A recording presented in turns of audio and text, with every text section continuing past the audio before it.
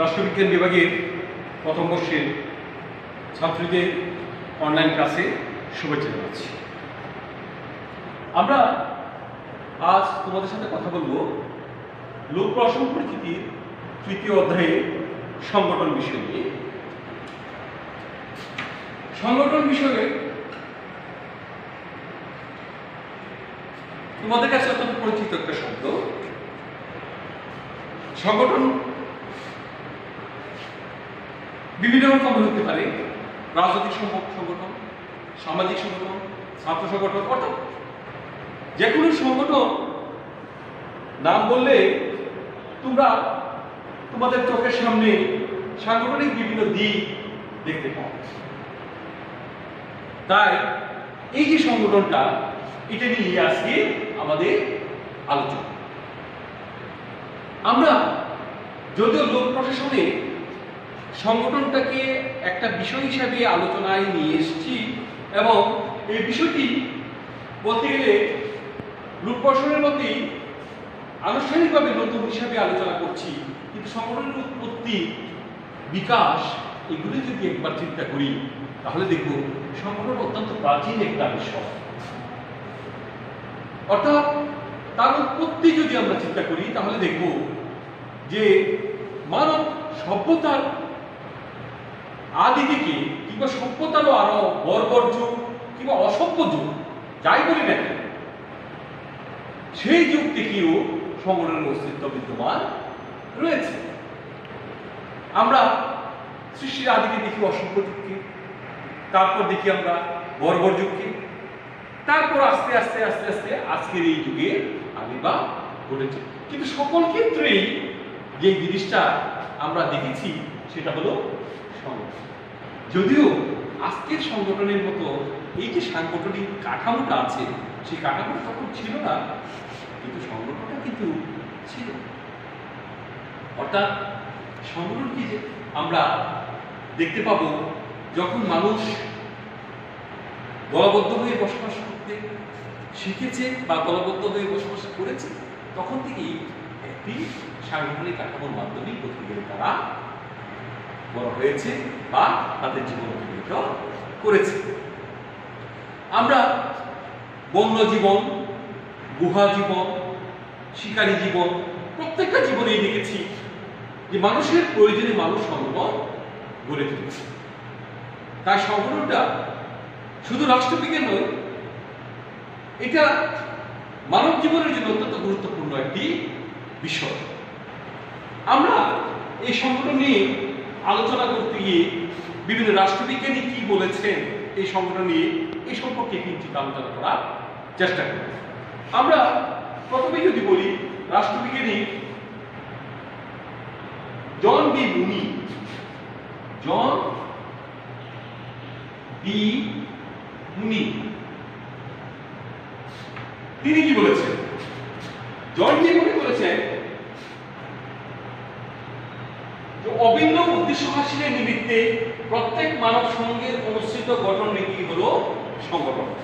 অভিন্ন উদ্দেশ্য সংগঠন, অভিন্ন উদ্দেশ্য, খেয়াল করো কথাটা কি বলেছে যে অভিন্ন অভিন্ন উদ্দেশ্য সাধনের নিমিত্তে মানব জীবনের গঠন রীতিটাই হলো সংগঠন। এখন দেখা গেছে মানুষ যখন কোনো কাজ বা সাধারণ কোনো উদ্দেশ্য সাধনের জন্য একত্রিত হয়, তখন যে সাংগঠনিক রূপটা দাঁড়ায় বা তখন যে অবস্থাটা দাঁড়ায়, তখন সেটা কি বলছি আমরা? সংগঠন। অর্থাৎ প্রত্যেকটা মানুষের একটা উদ্দেশ্য থাকতে হবে যে আমরা এই কাজটা করব। যখন আমরা এই কাজটা করব মনে করা হয়, তখন এই আমরার মধ্যেই গটে উঠে সংগঠন। তাই আমরা বলবো জন বি মুনির মতে যে যখন অভিন্ন উদ্দেশ্য সাধনের নিমিত্তে কিছু মানুষ একত্রিত হয় বা মানব সমাজে যে কাঠামোটা তৈরি হয় তাই হলো সংগঠন। আমরা যদি এল ডি হোয়াইটের কথা বলি, এল ডি হোয়াইট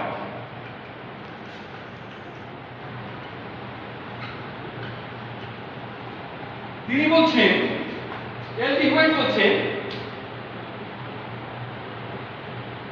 পুনঃস্বীকৃত উদ্দেশ্য সাধনের সুবিধার্থে কার্যক্রম দায়িত্ব বন্টনের মাধ্যমে কর্মচারীদের বিন্যাস করাই সংগঠন। অর্থাৎ তিনি এই বিষয়টাকে আরেকটু বাড়িয়ে বলেছেন, অর্থাৎ কোনো উদ্দেশ্য সাধন করতে গেলে কিছু কর্মকাণ্ড পরিচালনা করা হয় বা করতে হয়। অর্থাৎ শুধুমাত্র উদ্দেশ্য সাধনের চিন্তা করলেই চলবে না, সেই উদ্দেশ্য সাধনকে কর্মকাণ্ডের মাধ্যমে বাস্তবায়ন করতে হবে। এখন বাস্তবায়ন করতে গেলে কি দরকার? আমাদের কর্মকাণ্ড করতে হবে। আমাদের কর্মকাণ্ড করতে গেলে কি দরকার? সবাই তো আমরা সব কাজ পারি না, আমাদের কর্মবিন্যাস দরকার। অর্থাৎ যে যে কাজ পারে তাকে সেই কাজের মাধ্যমে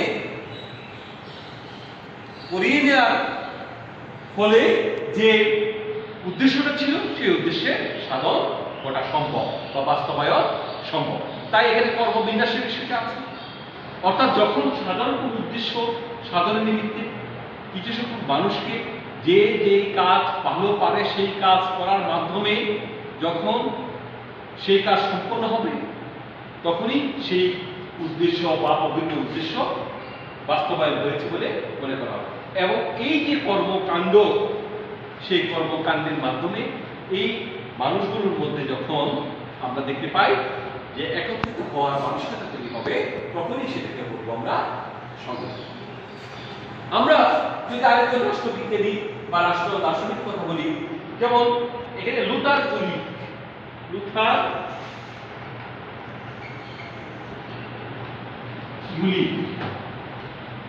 তিনি কি বলেছেন? রাষ্ট্রবিজ্ঞানী লুথার গুলি বলছেন সংগঠন হচ্ছে কর্তৃত্বের আইনগত কাঠামো, যার মাধ্যমে নির্দিষ্ট কর্মের লক্ষ্য অর্জনের জন্য উপবিভক্তি বিন্যাসিত এবং সমন্বিত করা হয়। আসলে এন্ডি হোয়াইটের কথাটাকে তিনি হয়তো আরেকটু ক্লাসিফাই করেছেন, আরেকটু সুন্দরভাবে উপস্থাপন করেছেন। অর্থাৎ তিনি বলতে চেয়েছেন যে কর্মকাণ্ডের মাধ্যমে সুবিন্যস্ত যে কর্মকাণ্ড আছে এবং সেই কর্মকাণ্ডগুলি যখন মানুষ সম্পন্ন করবে এবং মূলত এই কর্মকাণ্ডগুলোকে যখন সুসমন্বয়ের মাধ্যমে যে উদ্দেশ্য কর্মকাণ্ডগুলো সাধন করা হয়েছে সেই উদ্দেশ্যের বাস্তবায়ন করবে, তখনই সেটাকে আমরা বলবো সংগঠন। আমরা সর্বশেষ যদি কথা বলি যে সংগঠন হলো এমন একটি কর্ম প্রচেষ্টা যার মাধ্যমে মানব সমাজের কাঙ্ক্ষিত লক্ষ্য ও উদ্দেশ্য অর্জিত হয়ে থাকে। সংগঠন কি? এমন একটি কর্ম প্রচেষ্টা যার মাধ্যমে মানব সমাজে লক্ষ্য এবং উদ্দেশ্য কি হয়ে থাকে? অর্জিত হয়ে থাকে। এখানে বলা হচ্ছে কাঙ্ক্ষিত, অর্থাৎ আমরা সংগঠন করার পিছনে অবশ্যই কি দরকার হয়ে গেছে, যে কি সংগঠন করব, আমাদের চাহিদাটা কি, আমাদের আকাঙ্ক্ষাটা কি, সেটা আমরা আগে নির্ধারণ করে রেখেছি। যার জন্য সেই অনুযায়ী আমরা যখন কর্মকাণ্ড করব, তখন সেই কর্মকাণ্ড যখন সুসমন্বয়ের মাধ্যমে, কর্মবিন্যাসের মাধ্যমে, সমন্বিত উদ্যোগের মাধ্যমে যখন সুসম্পন্ন হবে, তখনই সেটাকে আমরা বলবো এখানে একটি সাংগঠনিক কর্মকাণ্ড সমন্বিত হয়েছে এবং সেই টোটাল কর্মকাণ্ডটাকে বলবো আমরা একটি সংগঠন। তাই আমরা এই সংগঠনের সংজ্ঞার আলোকে যদি তার কিছু বৈশিষ্ট্যের কথা বলি, তাহলে বিষয়টা আরো ক্লিয়ার হবে বলে আমার বিশ্বাস।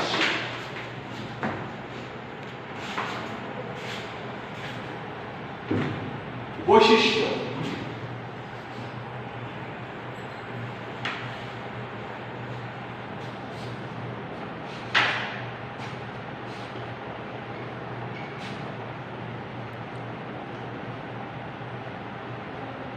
সংগঠনের সংজ্ঞার মধ্যে আসলে বৈশিষ্ট্যগুলো লুকিয়ে আছে। যদি আমরা একটু দেখি তাহলে দেখব যে প্রথমেই হচ্ছে সংগঠনের পরিকল্পনা, অর্থাৎ সংগঠন পরিকল্পিতভাবে সৃষ্টি। সংগঠন পরিকল্পিত ভাবে সৃষ্টি, অর্থাৎ এই কথা দ্বারা বোঝাচ্ছে যে সংগঠন সৃষ্টি হওয়ার পিছনে কেন করব, এর কারণটা কি, আমি এই সংগঠন করতে মানে আমার পরবর্তীতে কি হবে, কেন এই সংগঠন করলে কি লাভ হবে, সমাজের কি প্রয়োজন, রাষ্ট্রের কি প্রয়োজন, জাতির জন্য কি প্রয়োজন, এইগুলো চিন্তা প্রথমেই করতে হবে।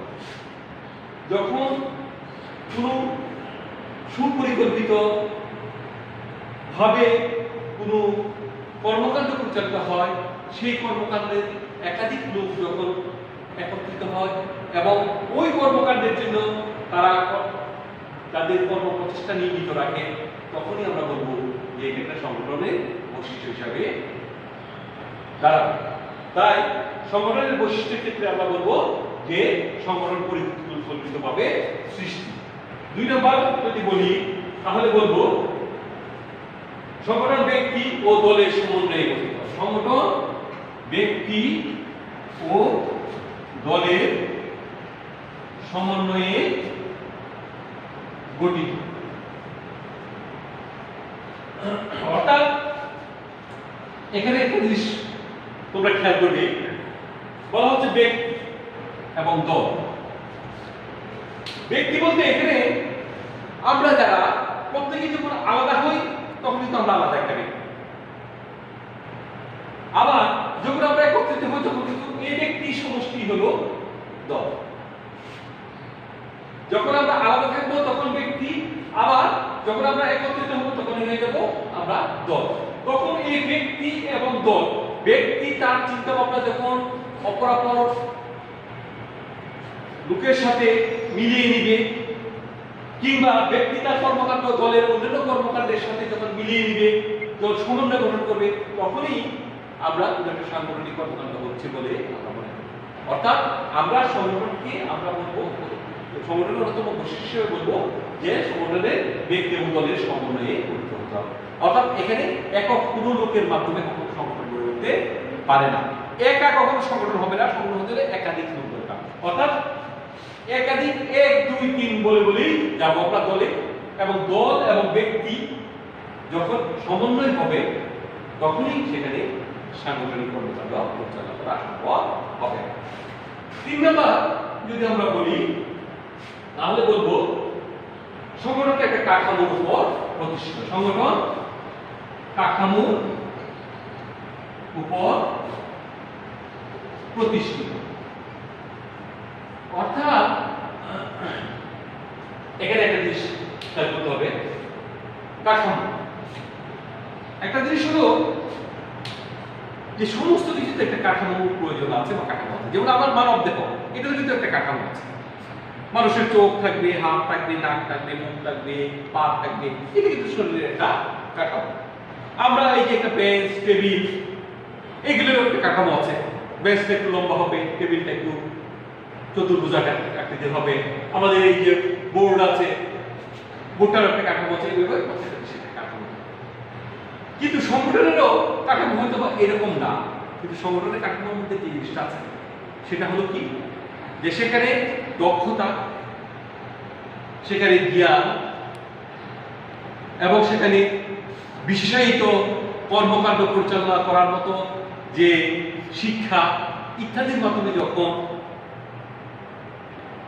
কর্মবন্টন হবে এবং সেই কর্ম যখন সুসম্পন্নভাবে শেষ হয়ে সমন্বিত উদ্যোগের মাধ্যমে কর্মকাণ্ড শেষ হবে, তখন সেটাকে বলতে পারে কাঠামো। অর্থাৎ সংগঠন নিয়ে যিনি প্রথম ভাবছেন কিংবা যিনি ভালো বুঝেন তিনি হবেন সংগঠনের প্রধান। তারপর সংগঠনে যেহেতু নানাবিধ কাজ করতে হয়, সেই নানাবিধ কাজের মধ্যে আমরা দেখতে পাবো সবাই সব কাজ যেহেতু পারে না, যখন কর্মবন্টন হবে সেই কর্মবন্টনের মাধ্যমে যখন কর্মকাণ্ড পরিচালিত হবে তখন সেখানে একটি কাঠামো দাঁড়াবে। অর্থাৎ প্রধান ব্যক্তি থেকে শুরু করে আমরা একদম নিচের পর্যন্ত যে ব্যক্তিগুলো আছে, যখন তারা স্ব কর্মকাণ্ড পরিচালনা করবে তখন আমরা দেখব এটা সাংগঠনিক একটা কাঠামো দাঁড়াবে। যেমন ধরো আমাদের এই যে শিক্ষা প্রতিষ্ঠানের একটা কাঠামো আছে। কিরকম কাঠামো? যা আমাদের প্রধান হলেন কি, আমাদের অধ্যক্ষ মহোদয়। তারপর অধ্যাপক মহোদয়ের কাজ কি, তিনি সমগ্র কলেজ পরিচালনা করেন।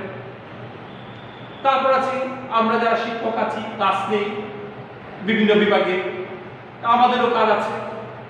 আবার আমি যেমন রাষ্ট্রবিজ্ঞান নিয়ে আলোচনা করি, যেহেতু আমি রাষ্ট্রবিজ্ঞান নিয়ে কিছু পড়াশোনা করেছি, এখন রাষ্ট্রবিজ্ঞান নিয়ে যে পড়াশোনা করে আরেকজন পদার্থবিজ্ঞান নিয়ে পড়াশোনা করেছে।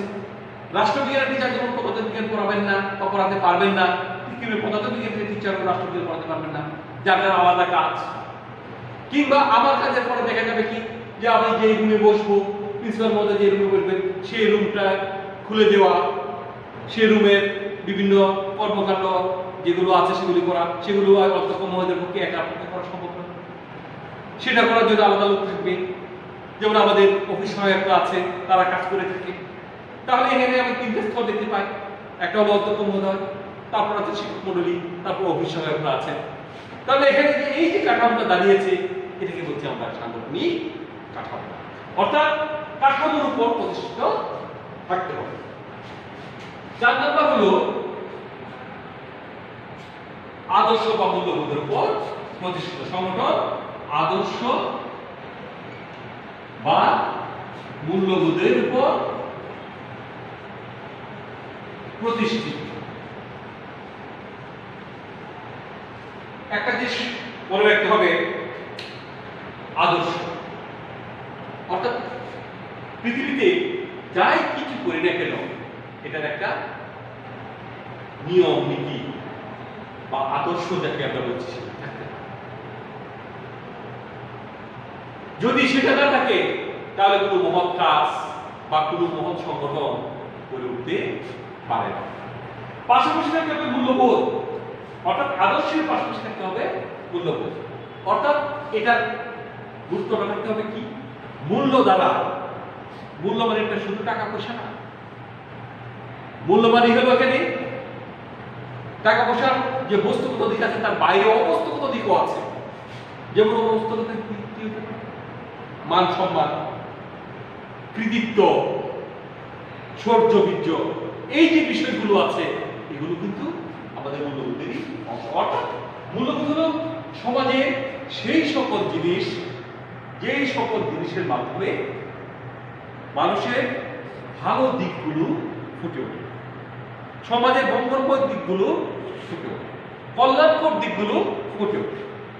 এই জন্য আমরা বলছি যে সংগঠনের মধ্যে কি থাকতে হবে, নিয়ম নীতি থাকতে হবে, আদর্শ থেকে আমরা বলছি সংগঠনের মধ্যে থাকতে হবে সামাজিক মঙ্গলামঙ্গলের দিক থাকতে হবে, তাহলেই সেটা সংগঠনের বৈশিষ্ট্যে রূপান্তরিত হবে। আমরা যদি 5 নম্বর কথাটা বলি তাহলে বলবো 5 নম্বরে হলো সামাজিক একক। এটা একটি সংগঠন, একটি সামাজিক একক।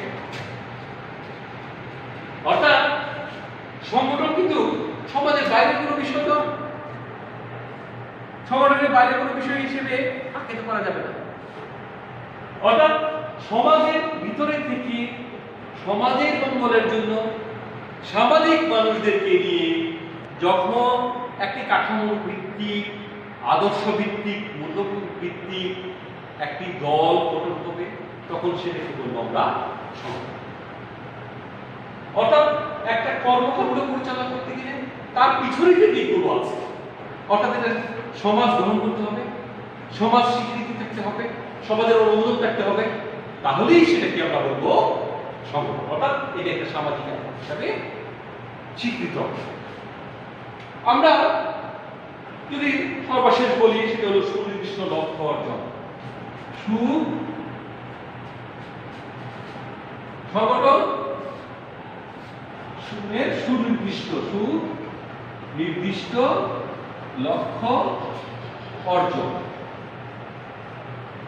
অর্থাৎ আমরা প্রথমেই বলে নিয়েছিলাম যে এটা পরিকল্পনা করতে হবে, আমরা কোথায় যেতে চাই, সংগঠনটি আমরা কি করতে চাই, কি করলে পরে সংগঠনটা সমাজে, সংগঠনের নিজস্ব লোকদের, জাতি এবং রাষ্ট্রের জন্য মঙ্গলময় হবে, সেই কাজটা করার জন্যই আমরা সুনির্দিষ্ট লক্ষ্য অর্জনের দিকে এগিয়ে যাব। অর্থাৎ আমরা যে কর্মকাণ্ড করলাম, কর্মকাণ্ড করার পরে কি হবে এটা আমাদেরকে জানতে হবে, জানলেই সেই সাংগঠনিক কাজটা সফল হবে, অথবা এই সাংগঠনিক কাজ সফল হবে না। তাই আমরা বলছি যে সংগঠন করতে হলে আমাদের এই বৈশিষ্ট্যগুলো থাকতে হবে। শিক্ষার্থী বন্ধুরা, তোমরা হয়তোবা আজকের এই আলোচনাটা তোমাদের বইয়ের সাথে মিলিয়ে দিবে, এটা আমার দৃঢ় বিশ্বাস। বই থেকে আলোচনা দেখে আমার আলোচনার সাথে যদি তোমাদের কোথাও কোনো সমস্যার উদ্বেগ করে, তাহলে আমার সাথে মেসেঞ্জার দিয়ে অথবা ফোনের মাধ্যমে জেনে নেওয়ার চেষ্টা করবে। এবং তোমরা এই মহামারীর ভিতরে তোমাদের যে পড়াশোনাটা আছে, অধ্যাবসায় আছে, সেগুলোকে চালিয়ে নিয়ে যাবে সে আশাবাদ ব্যক্ত করি। সবাইকে ধন্যবাদ জানিয়ে আজকের এই অনলাইন ক্লাস এখানে শেষ করছি। ধন্যবাদ।